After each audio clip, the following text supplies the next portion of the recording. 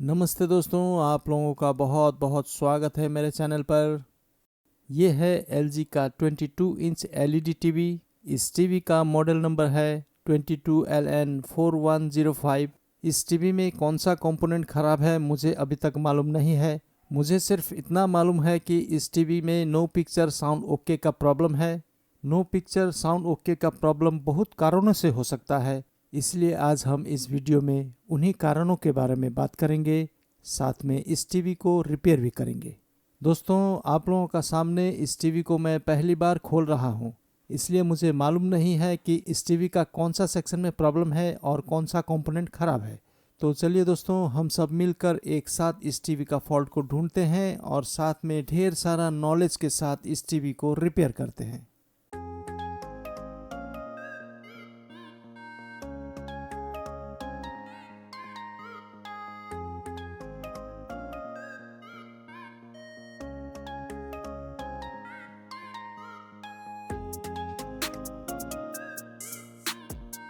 दोस्तों, ये एक विदाउट पावर सप्लाई वाला टीवी है। इसका पावर सप्लाई अलग से बाहर होता है, जो कि एक एडाप्टर है, और उस एडाप्टर का वोल्टेज होता है तकरीबन 19 वोल्ट। तो चलिए, ये 19 वोल्ट का एडाप्टर को हम AC 220 वोल्ट दे देते हैं और देखते हैं आखिर इस टीवी में प्रॉब्लम क्या है। तो जैसे कि आप लोग यहाँ देख पा रहे हैं, इस टीवी का पावर इंडिकेटर ऑन हो चुका है। इसका मतलब ये टीवी ऑन हो चुका है, यानी कि इस टीवी का मदरबोर्ड ऑन हो चुका है। पर हमें अभी तक मालूम नहीं है कि इस टीवी का मदरबोर्ड पूरी तरह से ऑन है या नहीं। कोई भी टीवी का मदरबोर्ड हो और किसी भी तरह का मदरबोर्ड हो, वो मदरबोर्ड पूरी तरह से ऑन है या नहीं, उसे पता करने के लिए सबसे पहले डिस्प्ले पैनल का टिकॉन बोर्ड सप्लाई वोल्टेज चेक किया जाता है। ये जो LVDS केबल है, इस LVDS केबल के थ्रू टिकॉन बोर्ड में सप्लाई इनपुट होता है। उसी सप्लाई वोल्टेज को चेक करने से पता चलता है कि मदरबोर्ड पूरी तरह से ऑन है या नहीं। तो चलिए, हम भी इस वोल्टेज को पहले चेक कर लें ताकि हमें मालूम हो जाए कि मदरबोर्ड ऑन है या नहीं। टिकॉन बोर्ड में एक फ्यूज़ के थ्रू 12 वोल्ट इनपुट होता है। ये 12 वोल्ट यहाँ भी होना चाहिए। जी हाँ, जैसे कि आप लोग मल्टीमीटर में देख पा रहे हैं, मल्टीमीटर में 11.8 वोल्ट दिखा रहा है। इस तरह का थोड़ा बहुत वोल्टेज हर टिकॉन बोर्ड में या हर सेक्शन में ऊपर नीचे होता है, इससे कंफ्यूज नहीं होना है। जब भी फ्यूज़ में वोल्टेज चेक किया जाता है तो फ्यूज़ का दोनों तरफ ही वोल्टेज चेक कर लेना चाहिए, इससे तसल्ली होती है। वरना क्या होता है, मदरबोर्ड से तो वोल्टेज डिस्प्ले टिकॉन बोर्ड तक पहुंचता है, पर फ्यूज़ का वजह से डिस्प्ले टिकॉन बोर्ड में वोल्टेज पहुंचता नहीं है और टिकॉन बोर्ड का वजह से डिस्प्ले में इमेज बनता नहीं है, और इसकी वजह से टीवी में नो पिक्चर साउंड ओके का प्रॉब्लम होता है। पर इस टीवी में ऐसा प्रॉब्लम नहीं है, क्योंकि इस टीवी का डिस्प्ले पैनल टिकॉन बोर्ड में वोल्टेज इनपुट हो रहा है। तो इससे हमें पता चलता है कि इस टीवी का मदरबोर्ड बिल्कुल ओके है। अगर इस टीवी का मदरबोर्ड ओके है तो इस टीवी में क्या प्रॉब्लम हो सकता है। इस टीवी का प्रॉब्लम को देखने के लिए हमें दूसरा स्टेप लेना होगा, और इसका दूसरा स्टेप है LED बैकलाइट ड्राइव सेक्शन। ये जो LED बैकलाइट ड्राइव सेक्शन होता है, ज़्यादातर मदरबोर्ड और पावर सप्लाई सेक्शन में होता है, पर इस टीवी में डिस्प्ले पैनल टिकॉन बोर्ड का साथ ही जुड़ा हुआ है।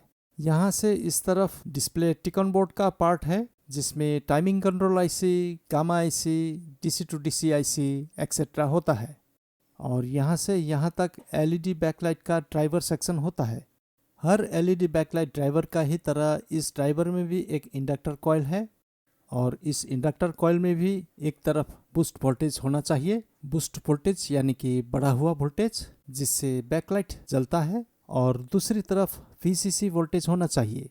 VCC वोल्टेज यानी कि इनपुट वोल्टेज, जो कि LED बैकलाइट ड्राइवर सेक्शन का इनपुट वोल्टेज होता है, जो कि इस टीवी में 19 वोल्ट से ज़्यादा होता है। 19 वोल्ट एडाप्टर के थ्रू इस टीवी में इनपुट होता है, और फिर इस टीवी का मदरबोर्ड उस 19 वोल्ट को बूस्ट अप करके इस LED बैकलाइट ड्राइवर में भेज देता है, और फिर से ये LED बैकलाइट उस 24 वोल्ट को फिर से बूस्ट अप करके LED बैकलाइट के लिए तकरीबन 50 वोल्ट बनाता है, जो कि इस समय ये LED बैकलाइट ड्राइवर 50 वोल्ट नहीं बना पा रहा है।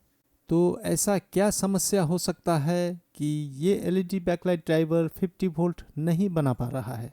जैसे कि आप लोग मल्टीमीटर में देख पा रहे हैं, इस एलईडी बैकलाइट ड्राइवर में जितना वोल्टेज इनपुट हो रहा है उतना ही वोल्टेज यहाँ दिखा रहा है।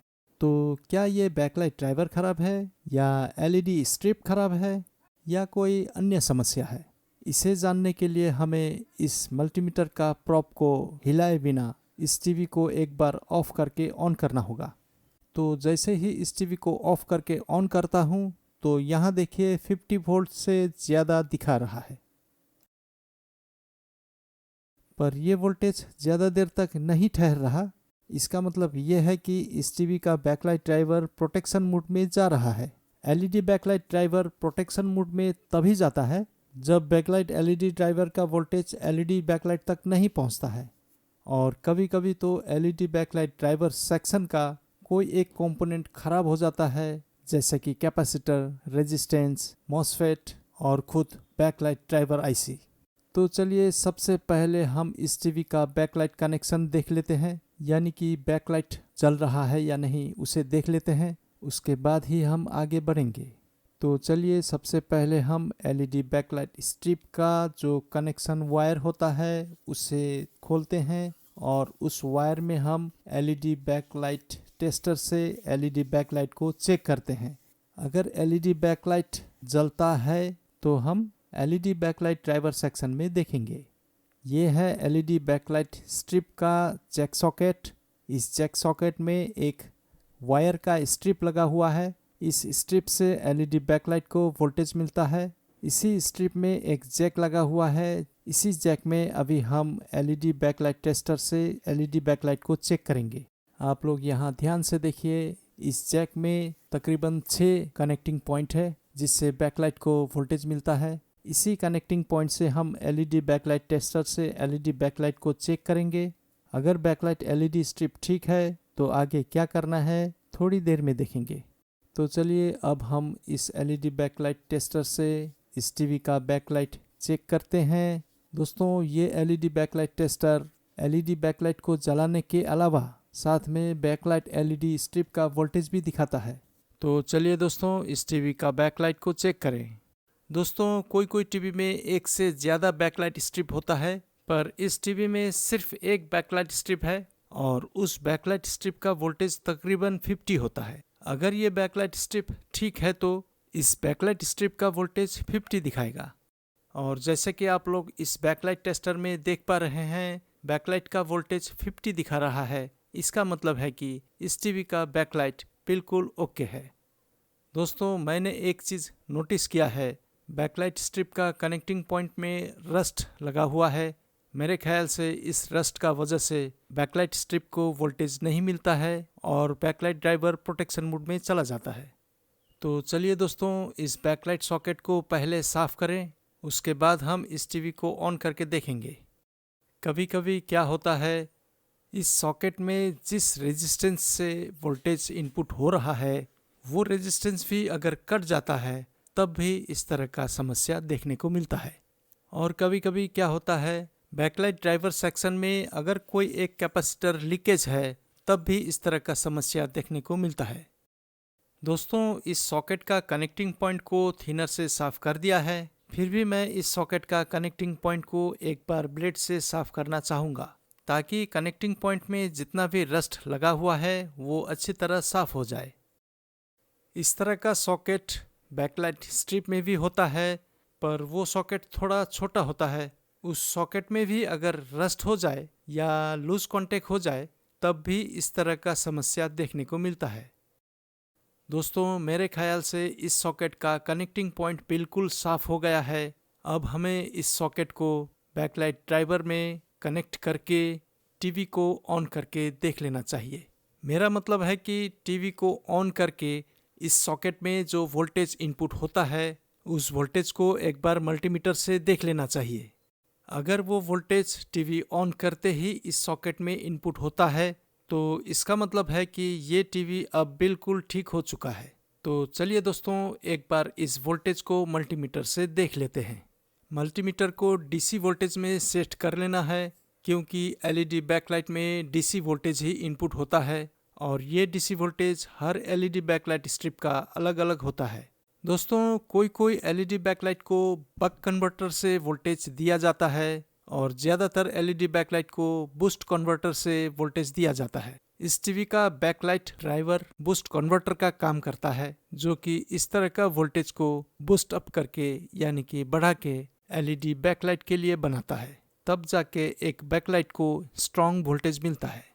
तो चलिए दोस्तों, इस टीवी को स्टैंड बाय से रिलीज करें और यहाँ आप लोग देख पा रहे हैं बैकलाइट ऑन हो चुका है। इसका मतलब है कि इस सॉकेट से बैकलाइट को वोल्टेज मिल रहा है और मेरे ख्याल से इस टीवी में जो प्रॉब्लम था नो पिक्चर साउंड ओके, वो प्रॉब्लम अब बिल्कुल ठीक हो चुका है। तो उसे देखने से पहले एक बार हम बैकलाइट का वोल्टेज देख लेते हैं। सबसे पहले हम बैकलाइट ड्राइवर में जो वोल्टेज इनपुट होता है उस वोल्टेज को देखेंगे, उसका बाद ही हम इस बैकलाइट ड्राइवर से आउटपुट होने वाला वोल्टेज को देखेंगे। जैसे कि बैकलाइट ड्राइवर में 24 वोल्ट इनपुट हो रहा है, ठीक वैसे ही इस सॉकेट से ड्राइवर का 50 वोल्ट आउटपुट होगा। तो चलिए दोस्तों, बैकलाइट स्ट्रिप का वोल्टेज देख लेते हैं। और जैसे कि आप लोग मल्टीमीटर में देख पा रहे हैं 47 वोल्ट दिखा रहा है। इसका मतलब है कि इस टीवी का बैकलाइट 47 वोल्ट का है, जो कि 50 वोल्ट का आसपास है। दोस्तों, हर एलईडी टीवी में जो इस तरह का एलईडी बैकलाइट ड्राइवर होता है, वो LED backlight driver LED strip का मुताबिक वोल्टेज आउटपुट करता है। ऐसा नहीं है कि इस टीवी में 60 वोल्ट का एलईडी स्ट्रिप नहीं लगा सकते, लेकिन एक बात है, एक हद तक ही बैकलाइट ड्राइवर वोल्टेज मैनेज करता है, उसका बाद वो काम करना बंद कर देता है। इस टीवी में 25 वोल्ट से नीचे बैकलाइट लगाया नहीं जा सकता है और इस टीवी में 60 वोल्ट से ऊपर बैकलाइट लगाया नहीं जा सकता है। तो चलिए दोस्तों, इस टीवी में पिक्चर बन रहा है या नहीं उसे देख लेते हैं। तो जैसे कि आप लोग टीवी में देख पा रहे हैं, इस टीवी में पिक्चर बन रहा है और इस टीवी में साउंड भी है। कॉपीराइट का वजह से मैं इस टीवी का साउंड आप लोगों को सुना नहीं पाऊंगा।